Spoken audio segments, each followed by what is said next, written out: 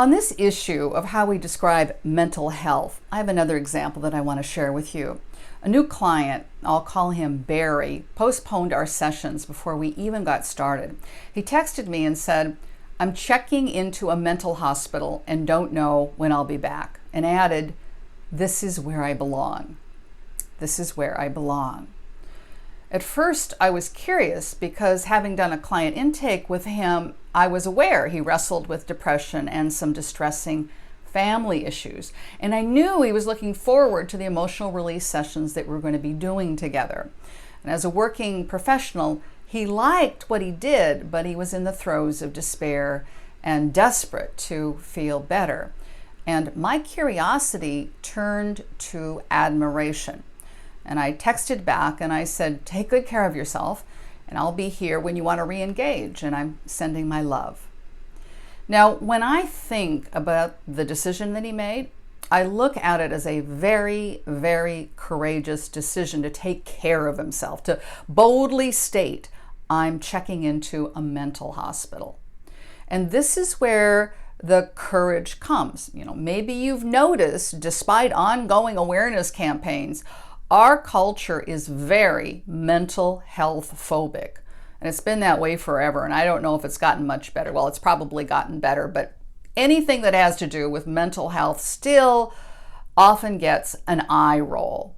In fact, mental health is almost a derogatory term in our culture. If a person's mental health is compromised, regardless of what it is, the subtext of that is that there's something suspect with this person. Actually, there's a wide spectrum of mental health issues, and truth be told, most any one of us somewhere at some point in our life probably would have benefited from some rest and rehabilitation in a mental hospital. But in our culture, having a mental health issue can be the equivalent of wearing a tinfoil hat, and so that's the prejudice to begin with.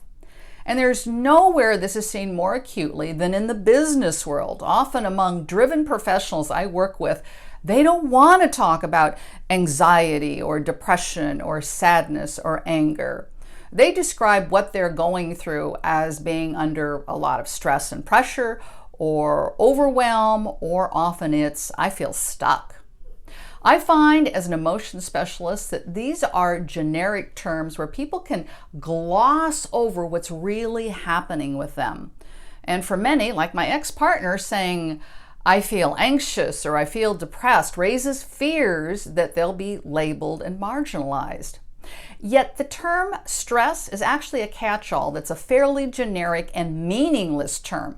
What it has going for it is that it's a safe word that's accepted by our culture, right? In fact, until a person hits a wall and is labeled with a mental illness diagnosis and the meds that go with it, we're pretty much encouraged to stumble along using this ambiguous catch-all term, stress. We've all been trained to talk about stress. "I am so stressed," and "oh, this stress is killing me."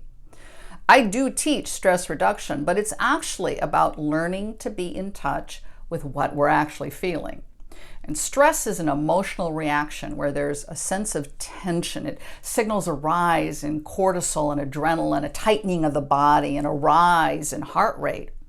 But when we're educated about emotions and in touch with what we're feeling, these symptoms are all responses that occur in fear and anxiety and in self-doubt, depression, and often anger. In fact, stress is usually a cocktail of emotions, but generally loaded with a lot of fear. I'm afraid that I'm going to mess up. I'm afraid that this thing that I wanted to happen so badly is not going to happen. And it's mostly fears about the future. But we don't want other people to see that we're not as strong and stoic and equipped as we make ourselves out to be. So the charade continues until we push ourselves to the limits and collapse, or we commit to taking a good look at ourselves and get to the bottom of what's behind the stress and start working to release it. What's your thoughts on the subject of stress and mental health? Do you see the stigma that I'm talking about? Maybe you've experienced it. Drop down to the comments section and let me know. I'm Becca Williams, and I want you to lead your most magnificent life, and I want to help you do that.